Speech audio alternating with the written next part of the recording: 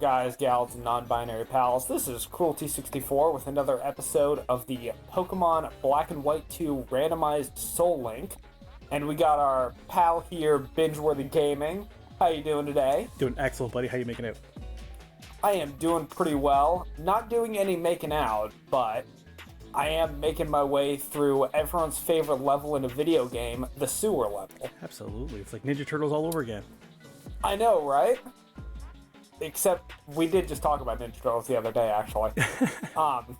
But before we begin our continue our trek through the sewers, let's do a team recap. We can certainly do that. I am in a battle, but I'll just go to the Pokemon screen there, and you just All right. give me 1 second, sir. Yeah, sure. All right, do you want to start off? I will start off, and I will start with our starter, Nice. which are both. Mine is 1, 2, 3, 4, the mild-natured Reshiram, who is level 20, has Fire Fang, Dragon Rage, Ancient Power, and Thunder Shock. Excellent. And matched up with that is my Dragon Fire type Gwen, which is also a Reshiram. At level 19, it has Fire Fang, Dragon Rage, not Dragon Fang, Cut, and Ancient Power. And then our next up is our Route 19 links. For me, that is 1985, the Swadloon. Quirky nature with Tackle, Protect, Bug Bite, and Razor Leaf. Excellent. And bug type as well is my Bug and Poison type Prowler, which is a Dustox. It is level 18. And just 1 second here. It has Gust, Confusion, and Protect.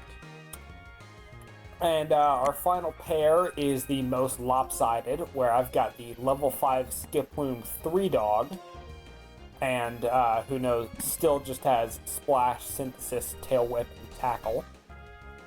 Great moves, great Pokemon. To match with my level 18 Milotic named May, holding the Mystic Water. It has Water Gun, Twister, Refresh, and Water Pulse. So, I do want to mention, one of the things about the Castelia sewers, we could finish this up really quickly if we wanted to. Like, getting to Team Plasma in here is actually pretty short if you wanted to be. But also, if you want to do any grinding, then it's best to have Q in there with you as well. Yep, that makes sense. So, sorry, in this case it would be Binge and Cruelty. I think it's Brian So actually if on my end now. Binge and Brian. But if you want to like do the training in here, because the fact that your rival will heal you after every fight, it is optimal to do your Castelia sewers training with him. Yep. But if you'd rather just like get the sewers done and then do that on our own time, we can just finish up Plasma now. Well, if you want, maybe we'll spend like 5 minutes doing a little bit of grinding, see what we can get done, and then we'll kind of progress forward. Alright, I say we do. The good news, though, we did last episode lose out on our Castelia Sewers encounter. My bad. Our rival killed both of them. Well, the rival killed mine as well, so. Okay. Wow, okay, I just ran into 2 Porygon Z's. Boom. Oh, that would have been cool. But, we did lose our Castelia Sewers encounters, but there are, as far as potential encounters before Gym 3, there is still a Castelia City encounter in this game. Ooh. They added a location where you can like find some grass and encounter Pokemon. It's pretty sick, man. And they also added, well, not added, but it's still there. There's Route 4 that we can head to before the gym, I believe. Excellent. So that's 2 more opportunities we have if we want them. I mean, we only get 3 guys on our team, so I don't know if we want them. I think we need them. You know what? Fair enough. Okay, okay, wow. That, my rival's Hoot Hoot actually has kind of like a smart strategy going. Let's hear it. At least I think so. Where, it just put one of these Porygon Z's to sleep and then used Uproar on it. Nice. And I could be wrong, but I think Uproar does more damage if your opponent's asleep. Kind of like how Smelling Salt does more damage if they're paralyzed. Makes sense. But also, Smelling Salt will heal that paralysis after doing the, like, double damage. Gotcha. So I think... Feel free to correct me in the comments if I'm wrong. Do so. Correct him. He loves being corrected. I do. It looks like my most common encounter actually is the Dragonair, so experience-wise, that's pretty good. I'm guessing the Dragonair is probably a substitute in that case for, like, Rattata. Yeah, that makes sense. Or, I mean, I don't know what's supposed to be in here, but, like, Gulpin or Swalot or something? Let me think. A lot of the Castelia Sewers encounters are actually Kanto Pokemon. Okay, wow, that's interesting. So I'm fighting a janitor who is named an Elite Four trainer, had a Nidorino and a Nidorina. Nice. That's some fun randomization luck there. But I think usually these sewers are full of, like, Kanto Pokemon, and in this case, I'm pretty sure, like, the encounters are Grimer, Zubat, Rattata, maybe a Coughing as well. I feel like there's stuff I'm missing on there. I'd have to look up on Cerebi.net. Gotcha. I just ran into a Mandibuzz and a Dino. Nice. I got another Dragonair Kricketune combo. Honestly, the most rare Pokemon. Really good. Yeah, I like Kricketune too. I like the sound it makes, the cry when it gets into battle. Yeah, Krickatune's got a great cry. It's just got bad stats. Yes. And kind of a bad move pool. You know what I just realized after this is probably like 3 or 4 episodes later now? Remember that time we had some grinding we did off screen at Flossessi Ranch? I turned off battle animations, and I just realized, like, where's all the battle animations? Just realized you did that? So I just turned it back on. I was just like, what is going on? Well, at least you caught up at some point. Yeah, exactly. I was like, why is it, like, the battles are going so quick, right? Man, it makes me look way slower than you. Yeah. No, I'm just cheating on this side. If this was a versus, I'd be like, oh, okay, I have to, like, somehow rectify that because I just cheated. But we're working together here. We are. I'm working at a disadvantage. Like, you know the game better than I do anyway, so. I just found a Dragon Scale, which is going to be absolutely useless because not cartridge, but it's cool that I found one. It doesn't help, like, boost anything? I don't believe so. I think it's just for evolving Seadra into Kingdra. Like, there are certain evolution items that actually do give you benefits. For example, the Razor Claw and the Razor Fang both have, like, secondary effects, but also they help Gligar and Sneasel evolve. Yep. But then there's other items that don't. Oh, also the Metal Coat, I think, has, like, a boost to Steel-type moves. Yeah, I think that's what I was probably thinking.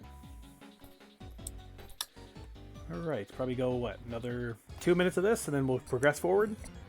Sure. I've got, like, one trainer nearby, so I'll fight him and then just head back the right way. Oh, is this actually a trainer? Okay, that was not a trainer. Is there a trainer near here? Funny enough, Brian here, his Tangrowth is actually higher level than any of my Pokemon. I believe you mean my Swadloon, which is 22. I'm talking about your Tangrowth on my screen.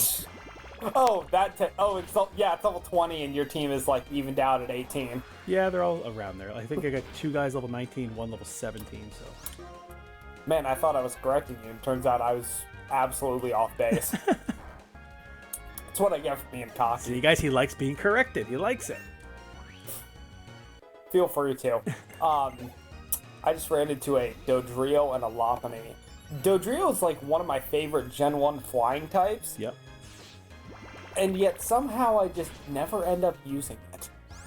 I feel like I did in one recent playthrough of some game, but not only can I not remember which game it was, but also, like, I don't even remember anything about it. I'm gonna have to check Pokemon Home when I get finished up. I mean, if it's traditional Gen 1, like no randomizer, you just get it so late. That's the only problem with it, right? Yeah. Wow, okay, I just ran into a Spiritomb and an Excadrill. Damn. We should probably start heading back towards the entrance, and I will tell you where Team Plasma is. Cool, I never left the entrance. Oh, nice. Uh-oh. It's a throw. I don't like throws. Throw and sock terrify me. They do. It's because of the counter and the counter specifically. And sturdy and shit like that, right? Yeah, I believe sock is the one with sturdy. I think you're but correct. Both of them have really good stats, and they're both like kind of terrifying. There's I guess this will just be a thing I do in basically every episode, but there's a really good Nuzlocke comic called Myths of Unova that's actually a sequel to a Nuzlocke comic called Tales of Sinnoh, but you can read Myths of Unova without reading the first one. It's way better, both in writing and in art. Sweet. But at one point, the main character in Myths of Unova is like, I think she's grinding before Gym 2, like in the outside of Pinwheel Forest. Yep. And she runs into I believe she was in the dark grass and ran into a wild throw, and it murdered like 3 of her team members. Yeah, they're scary, man. They're brutal. It's like if you ran into an early game Hitmonchan. Yeah. In fact, I think that's the actual parallel with sock and throw versus... No. What? What happened? So 1, 2, 3, 4 just got to level 22. Okay. I was fighting one last doctor, and at level 22, Reshiram learns flamethrower. What? I know, right? That's amazing. That is like end game fire type move. Is Reshiram more physical or special? Special. That's perfect then. Reshiram is the more special of the two, and Zekrom is physical. Ah. And since Gen 5 is the generation where Game Freak finally realized, hey, we should probably like add more moves for every type to balance out for potential stat issues. Yeah. You know, maybe add a few more special ground type moves or physical fire type moves and stuff. So, in this case, when they were designing Reshiram and Zekrom, Fusion Flare and Fusion Bolt are built around the specific stats of Reshiram and Zekrom. So, Fusion Bolt is a physical move, and Fusion Flare is a special move. It's pretty sick. So, I'm at the start. I just crossed that little bridge. Am I going to the left? Yes. Looks like. So, I will, you're going to be heading to the left. Yeah, that's the general direction you're going in. Yep. And I might be a little lost, but I will try to get there as soon as possible. I'm just going to run from this fight at this point. This one's a little bulky. A licky with the Dragonair this time. Wow. Oh, Licky. You know what that reminds me of? What does that The Starlock we were going to do. Yes! Because I believe you picked Licky for my normal type. Yeah. I just picked some like obscure ones that like people don't generally use, right? Hey, yeah. I mean, I've never used a Licky before. I think the closest I got was in the post game of Ultra Sun when I had one on the team just as like a space filler. Yep. Because Ultra Sun is, in my opinion, notoriously brutal. Yeah, I mean, it ruined us, right? We lost our lock. Yep. Also, that was a playthrough. I forget what type of Nuzlocke it was, but I know that I was doing the post game as well for some reason. Gotcha. Which, you know what? That's a query I have for everyone in the audience.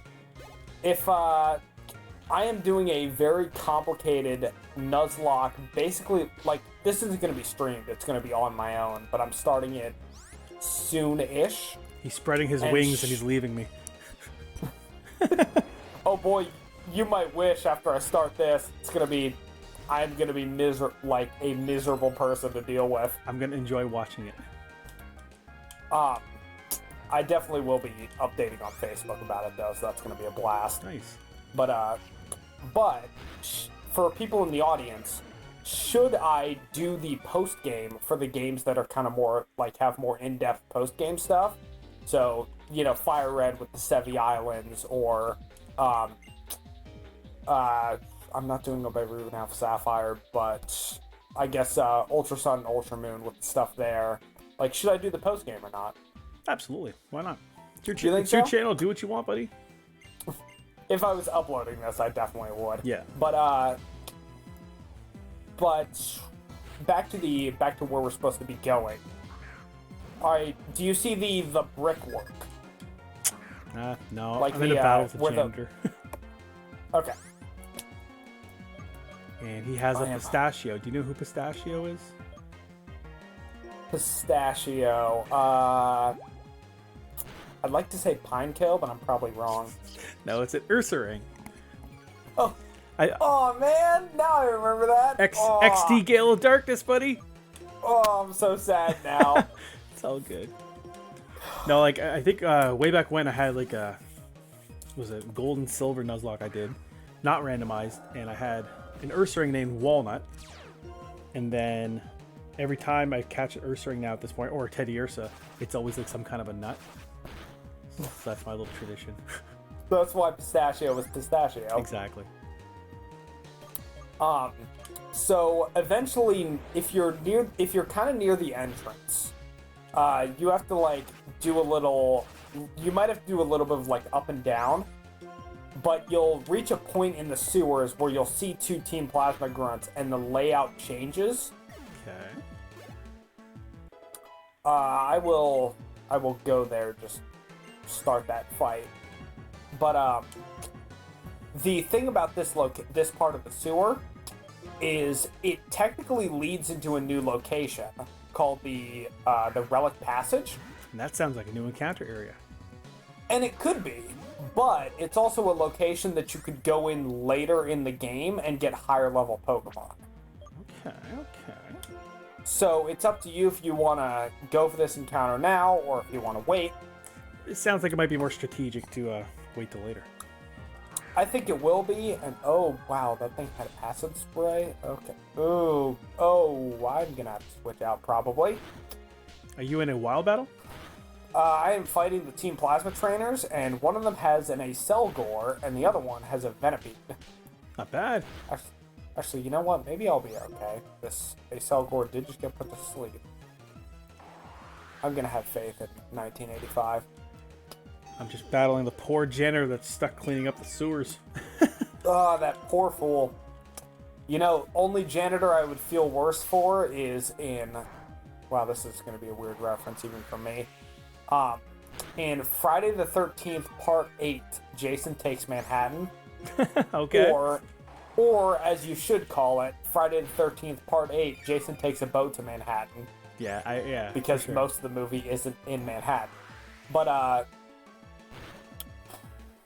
But in that movie, the finale, like the final 10 minutes or whatever, takes place where the main female lead and her boyfriend are running through the sewers of New York. Yep. Wow, okay, this is cool. So earlier in the game, when we were running around Castelia, I gave my Swadloon a massage to make it more friendly. Nice. And I also just found a Soothe Bell before that Team Plasma fight that I threw on 1985. Very fitting. And now it's evolving. Jesus, already. Level 23. Thing must be happy as pie. And I have a Leavanny. I know, right? Oh, I've been treating this guy well. Oh no. What happened? I'm thinking I should run. I don't think I can though. So just another wild encounter. It's a Dragonair like always, and this time a Tornadus. Who do you got in the lead? Well, I had Prowler in the lead, so I pulled him quick. Okay. I say try to bail. That's the game plan. I switched out to Gwen, so I'd have some speed that I could run. Okay, Bird just made a terrible pun, even for me.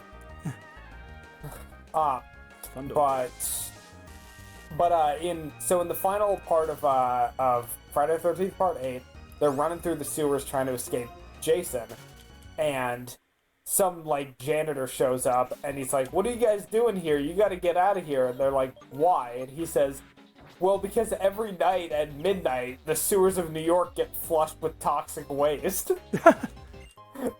and everyone watching will just be like, "Wait, what? Why?" It's just a common knowledge, right? In New York, it's flushed with toxic waste, right? Is that really how this works? I mean, how else would you clean sewers? I mean, really, right? I mean, Mr. Sewer Expert. You want to talk to a sewer expert, ask Civi11. He has a count for how many sewer levels he deals with. But, it's just really stupid and funny, and it does lead to what might be the funniest way Jason's ever been defeated. Because he does get drowned in toxic waste and turns back into a child. What? I need an explanation on that one. I wish I could give one. Friday the 13th Part 8 is, in my opinion, the worst Friday the 13th movie, because when it's funny, like when it's funny bad, it's actually kind of hilarious. Like, all of the teenagers have these weird karmic deaths. Like, there's a crack addict who gets killed by a mirror. There's a guy who's into boxing who gets his head punched off. There's a high diver who gets, like, thrown from a ladder and just splatters on the ground. Jesus. So that's kind of a funny, like, aspect to it. But also, the scripting is, even for a Friday the 13th movie, especially dumb. The characters aren't really fleshed out. There's a lot of plot elements that are just... They seem to be there for no reason, and they're weird and pointless. Yeah. The main character of Part 8 keeps having these visions of, like, Jason, whether it's as a kid or as an adult or whatever. Yeah. And they're never explained in the movie. There's a comic that's non-canon that came out afterwards that said that she had... I believe I'm quoting here... Her powers of empathy affected perception. Which is like... That doesn't sound right. No, it does not sound right. Is this using multimodal reflection sorting? Boy, if anyone in the comments gets that reference, gold star to you.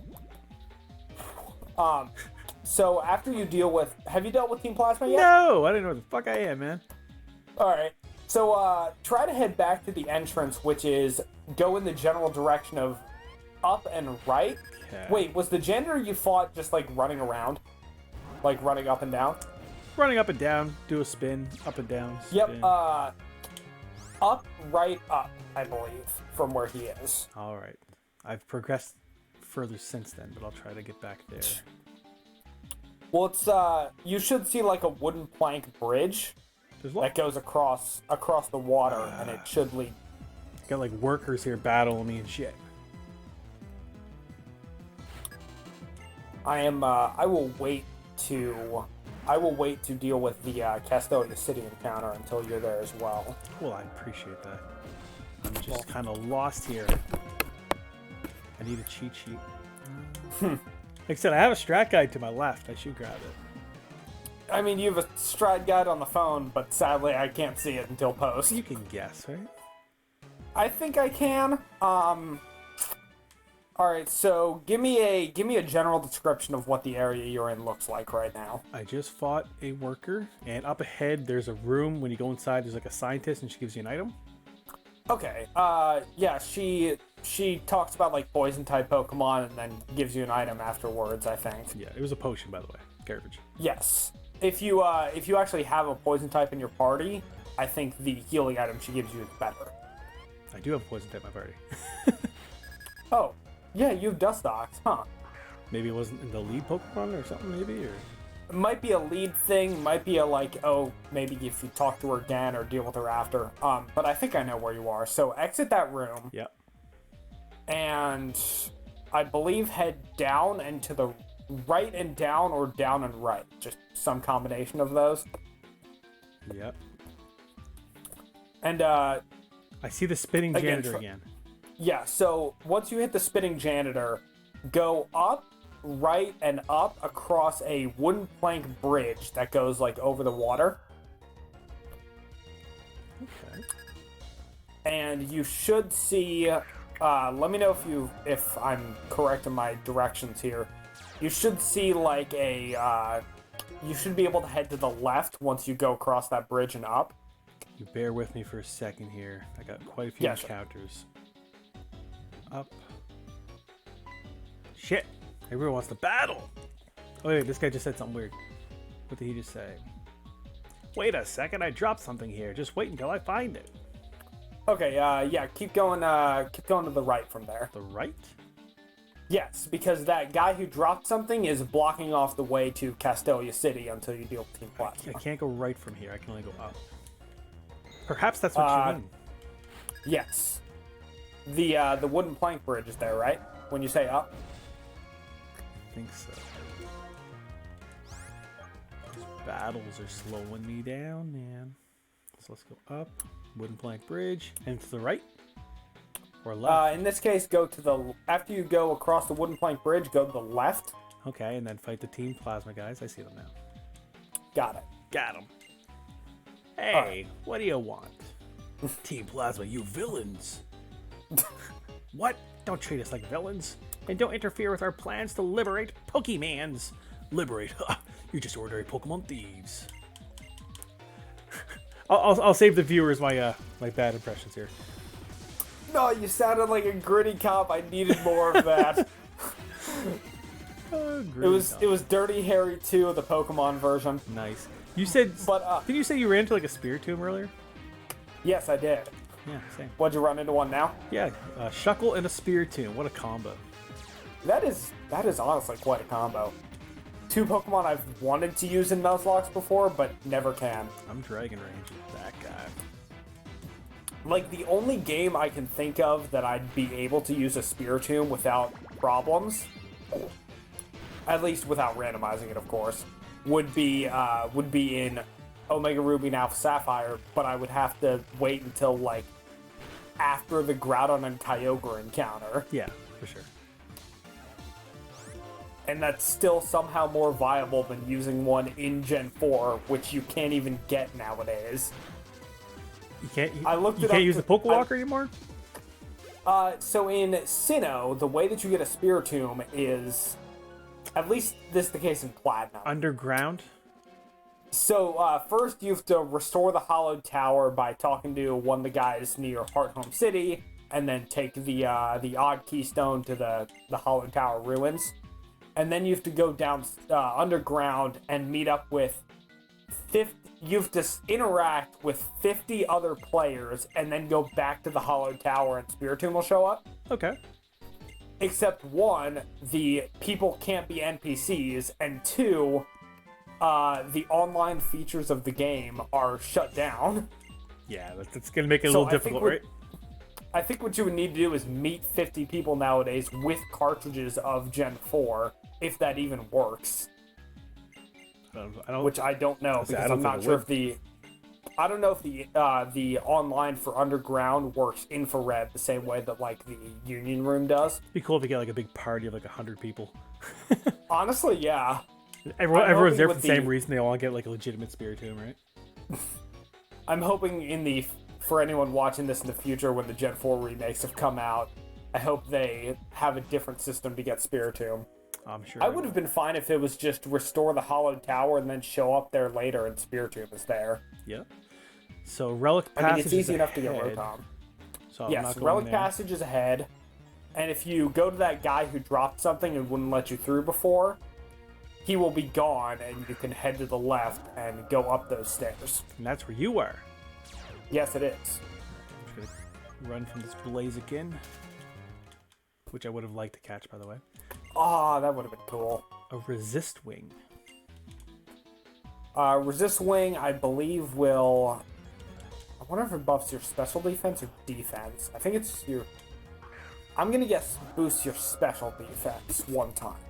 I thought it was like the Pretty Wing doesn't do anything. The Pretty Wing is the only wing I know of that doesn't do anything, but there are stat-based wings that were introduced in Gen 5. They serve as, like, mini vitamins.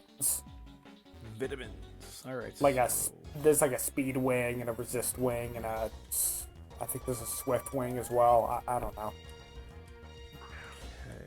But you can collect them as you, if you're traveling on one of two bridges in the game, there are two specific bridges where, like, these, you'll hear like a feather sound and there's a shadow that will show up. I know what you're talking about. Yep, and if you go on that, like, under that shadow, there's a chance you'll encounter a ducklet or a swanna, depending on the bridge, or you get a wing. Right, so I'm in Castelia City.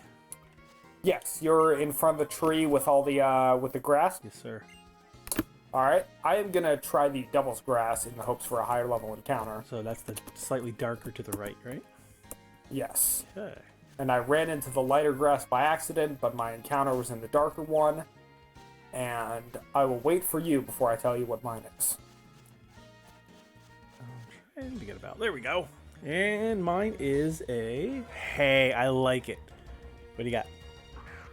I like mine too, and I just got very lucky with it. I got an Electrike. An Electrike? You get a little dog Pokemon? Yes. I got a Growlithe. Aww. The doggos. They're kind of like twins. Yeah. Now, I've always... what I like about Growlithe obviously becomes an Arcanine, which is excellent. But mine has the Yes. Intimidate ability if I can catch it. Mine has Static, and I know because I just got paralyzed by it. Excellent, excellent. So who should I switch to? Probably May, right? Let's go to May. May is probably the safe bet. Yeah, for a Growlithe. Yeah, I'm not going to hit it. I mean, as best I can. I might hit it maybe with one Twister. For some reason, I mistook my encounter for your encounter for a second, and I was like, wait, why are you about to send a water type in against an electric type? What are you thinking, Kev? No, but it's not. You know what? Before I even try to hit it, I'm just going to throw a Pokeball and see what happens. I have thrown like 3 Great Balls at this thing, and it's on red health, but yet it's still tanking these Pokeballs like no problem. One shake. Ah, just one shake. Damn. So there is a little quirk when it comes to Pokeball captures in Gen 5 that I've always worried about being wrong about this, but again, I think I'm right on this one. I am 98% sure that in Gen 5, there is no 2 shakes. Really? I'm pretty sure it's either no shake, 1 shake, 3, or catch. We're going to see if we can prove you wrong. Let's go. Yeah, I'm very curious if I'm wrong about it, but I've played these games a lot, and I can't remember a time where it's been like, okay, 2 shakes and then break it. Yeah, that was no shakes. 1, 2, 3. Got it. Damn. All right. I mean, I think I can hit it with another Twister if I have to, but I'm trying to avoid it because I know I'm going to crit it. I just know my luck, right? Yeah, crits I believe are more common in Gen 5 actually as well, so better safe than sorry. Okay, so the Pokeballs aren't working at all, so I'm going to step it up, use a Great Ball. I tried using an Ultra Ball and I still couldn't get it. I eventually got it with a Great Ball though. You've got Ultra Balls? I had 1 Ultra Ball. I got 10 Great Balls. I found Balls. one somewhere. Alright, so... 1, 2, 3... Oh, come on! 3 shakes? 3 shakes. At least it wasn't the 2 shakes like you said, right? Yeah, true. Alright, For those wondering, I am using the patent-pended down B technique. I did use the technique I talked about the other day that I like to use where the left, right, left click. Left, right, left, click? Left, right, left, down. Sorry. Alright, let's try that. Bang. The patent-pended down, left, down... Or say left, right, left, down? Yes. Right. It's supposed to be like in time with how it's supposed to shake. Okay, that one did not work at all. See, this is what happens when you patent your methods of capturing Pokemon. Oh, it's pending. It's pending. Alright, let's try I can't believe they haven't accepted my patent yet. Oh, come on. Let's stay in the ball, Growlithe. We need another addition to the team. 1, 2, 3. Got him. Yes! Nice. So then I will tell you what my name for this Electrike is. Do it. Her name is Xbox 360.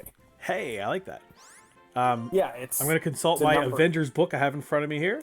I'm going to pick a random page, and that's going to be the character we're going to name it after. So it's a boy, so that might make a difference, but what do we got? I don't know who the hell these people are. I don't see anybody here. 1 second. Try this one. Proctor and the Gatherers. Proctor and the Gatherers. I don't even know who the hell these people are. I don't either. Hello, Proctor. Actually, do I want Proctor? That's really close to Prowler. I'm going to pick something else. I was thinking that earlier, but I was also thinking, isn't that the name of, like, a character from the Crucible? This is very true. Who are we going to go with? Let's just pick someone random. Come on, Kev. There we go. We're going to go Wiccan. That's I know who that is. That is one of Scarlet Witch's kids. Yes, he is. Did you happen to see WandaVision? Yes, I did see WandaVision. Hey, so Wiccan, welcome to the team, my guy. And just like that, man, we're at 35 minutes. What's the game plan? So I say we book it out of the sewers just to get a change of scenery, and then finish up the episode. And I say off stream we do the Castelia City exploration type stuff. Gotcha. And then next episode we will be taking down Gym 3. Super duper. Now, did you talk to that worker inside the little grass area? Yes, I believe he mentioned the origin of Castelia City, how it started from that tree. But he's kind of in a weird spot. He doesn't give you just a random item? No, he does not. Oh, I mean, this is a very weird spot for you to be, my guy. Yeah, I guess he really likes history. Heck. Or just delivering exposition. Especially exposition that, had Castelia Sewers, and that location in Castelia City was not in the original game, I think. Yeah. So this is a little retroactive, but it kind of makes sense. Kinda, sorta. So I'm gonna All slowly right. make my way back out of here. I am gonna make my way downtown, walking fast, faces past, and I'm homebound. Which song is Just that from? remember that is, if I could fall into the sky, do you think time Would pass us me by. Cause I'd walk 1,000 miles. I get Which it. I believe is a reference I could use because it's got 1,000 in the title. That would work. Well, it's got 1,000, not 1,000, and I'm being weirdly pedantic about my naming theme here. You could also go with 500 miles. Yes, I do have 500 Miles by the Proclaimers as a reference point here. I prefer that one. Although both songs are fantastic. I like both songs as well. My dad writes trivia questions. That's part of why he was able to help so much with coming up with number names for this thing. Yep. But one time I came up with a trivia question for him, which was between the Proclaimers' I Would Walk 500 Miles and that song 1,000 Miles, who is willing to walk longer? And it's a trick question because it's a tie. Because the actual lyrics of I Would Walk 500 Miles are, I would walk 500 miles and I would walk 500 more. I just lip synced So- to you as you were doing that, by the way. If that syncs up on recording, that'll be so cool. Yeah, well, here's hoping I can do my job properly, right? Well, thank you. You're good enough at this. But yeah, that is in combination 1,000 Miles, which is exactly as much as I think Vanessa Hughes is the singer's name for that song. All right. So I just got out here. All right. Iris is talking to me. Yep. So after that conversation finishes, I say we end the recording.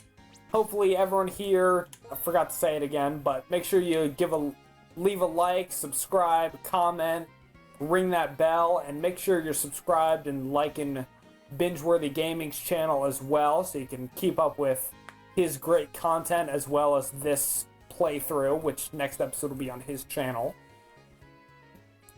Absolutely. And then next episode we will be tackling, like we said, we're going to do the exploration stuff off stream, but we are going to tackle Berg, and here's hoping he doesn't have any kind of absurd shenanigans going on. Well, here's hoping he does, man, because, we want that suspense in the channel, right? You know what? That's fair. Yeah. But yeah, hope you guys have been enjoying the series so far. It's been a blast to do. And Absolutely. Right back at you. yeah, not a whole lot of progress last episode or this one, but, I think it's going to start picking up steam here next one. Yep. Absolutely agree, and hope to see you all then. All right, guys. Peace. Bye.